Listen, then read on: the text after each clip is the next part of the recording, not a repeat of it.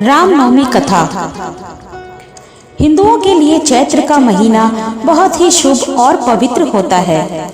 इस महीने में माँ दुर्गा के साथ साथ भगवान श्री राम की भी पूजा आराधना की जाती है। आपको बता दें, चैत्र महीने के शुक्ल पक्ष की नवमी तिथि को भगवान श्री राम का जन्मोत्सव यानी कि रामनवमी मनाया जाता है। इस दिन माँ सिद्धिदात्री माता के साथ साथ भगवान श्री राम की विशेष पूजा अर्चना की जाती है।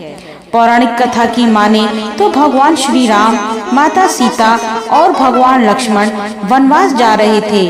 उस वक्त प्रभु श्री राम विश्राम करने के लिए थोड़ी देर रुके। जहां भगवान विश्राम कर रहे थे वहीं पास में एक बुढ़िया रहती थी। भगवान श्री राम, लक्ष्मण और माता सीता उस बुढ़िया के घर गए। उस वक्त बुढ़िया सूत काट रही थी।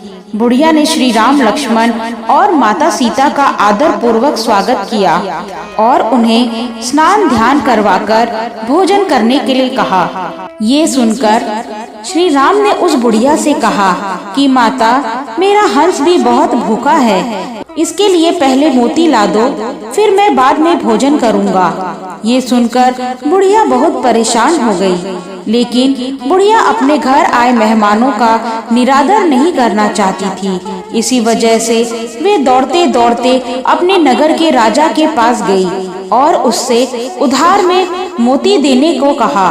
बुढ़िया की हैसियत राजा को मोती लौटाने की नहीं थी, लेकिन फिर भी बुढ़िया पर तरस खाकर राजा ने उसे मोती दे दी। बुढ़िया दौड़ते हुए उस मोती को लाकर भगवान श्री राम के हंस को खिला दिया। हंस को खाना खिलाने के बाद बुढ़िया ने भगवान श्री राम को भी भोजन कराया। भोजन करने के बाद भगवान श्री राम जाते समय बुढ़िया के आंगन में एक मोती का पेड़ लगा गए।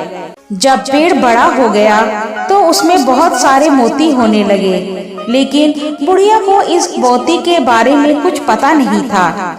जब पेड़ से मोती गिरता था तो उसकी पड़ोसी उसे उठाकर ले जाती थी। एक दिन जब बुढ़िया उस पेड़ के नीचे बैठकर सूत काट रही थी तो पेड़ से एक मोती गिरा।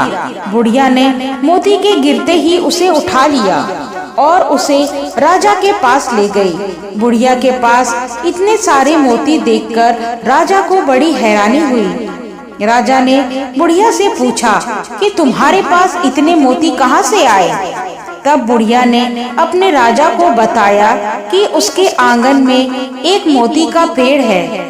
ये सुनकर राजा ने तुरंत उस पेड़ को अपने आंगन में लगवा लिया, लेकिन भगवान श्री राम की कृपा से राजा के आंगन में लगा हुआ मोती का पेड़ में मोती के बजाय कांटे लगने लगे। एक दिन उसी पेड़ का एक कांटा रानी के पैरों में चुभ गया। रानी के पैर में कांटा चुभने के बाद उन्हें बहुत पीड़ा हुई। वो चिल्लाते चिल्लाते राजा के पास गई। ये देखकर राजा ने उस पेड़ को फिर से बुढ़िया के आंगन में लगवा दिया। प्रभु श्री राम की कृपा से पेड़ में फिर से मोती लगने लगे। अब जब पेड़ से मोती गिरता, बुढ़िया उसे उठाकर प्रभु के प्रसाद के रूप में सभी को बांट देती थी। जय सिया राम।